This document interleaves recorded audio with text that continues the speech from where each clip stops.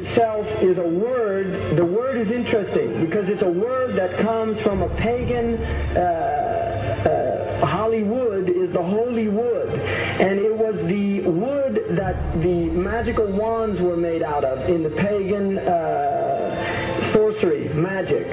And these wands were believed that the sorcerers that possessed them could put people into trances and control them. This is part of, this is symbolic, but it's also important to understand that part of what Hollywood literally does is it puts people into trances. It's a dream state. They call it the dream machine in the United States.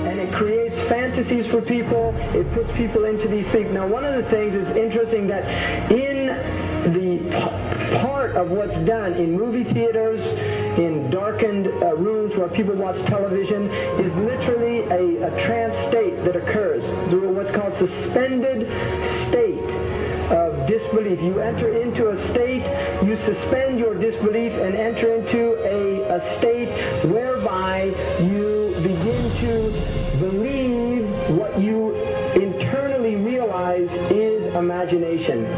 It's falsehood. Films are magic. It's just magic. You go and you watch these things and people get caught up in them. People cry during films, all this catharsis that takes place in these things. Many of the films, and this is an important element in the control mechanism, is literally allow people to go and have certain type of catharsis as a purging experience, which Aristotle talks about the necessary element. One of the necessary elements of tragedy is to create this cathartic experience. And this is why a lot of the films, especially also news and things like this is why news is very important in this culture. Everybody watches the news. They have this tragic, cathartic experience of watching the tragedies of others and then feeling safe and complacent in their own experience of this suspended state of illusory well-being. So these are very intricate and sophisticated methods. Now, I think it's dangerous, although there are elements, there's concerted efforts that take place, there's also a lot of people that have similar worldviews that aren't necessarily working together in concerted efforts.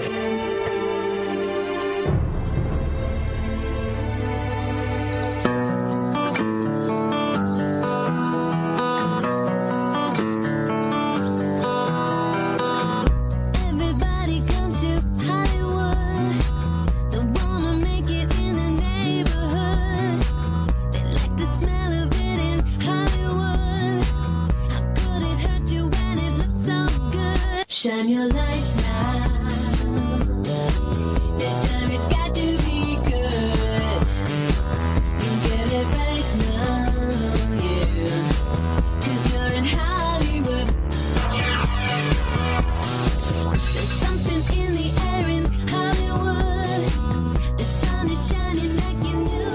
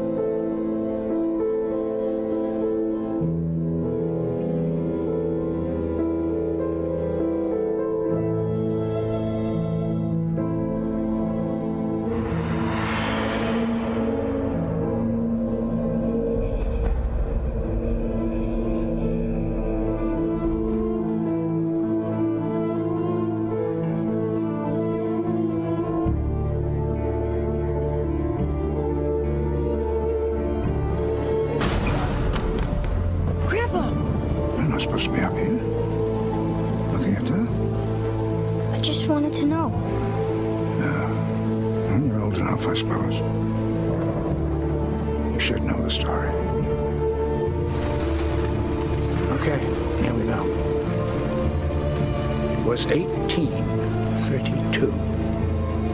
On a night much like this.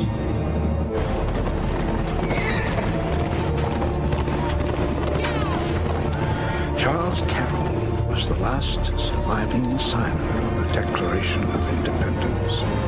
He was also a member of a secret society known as the Masons, and he knew he was dying. He woke up his stable boy in the middle of the night and ordered him to take him to the White House to see Andrew Jackson, because it was urgent that he speak to the president. Did he talk to him?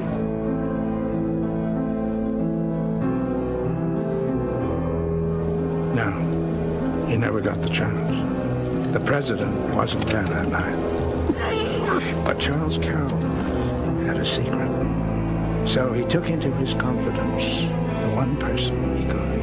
My grandfather's grandfather, Thomas Gates. What was the secret? A treasure. A treasure beyond all imagining.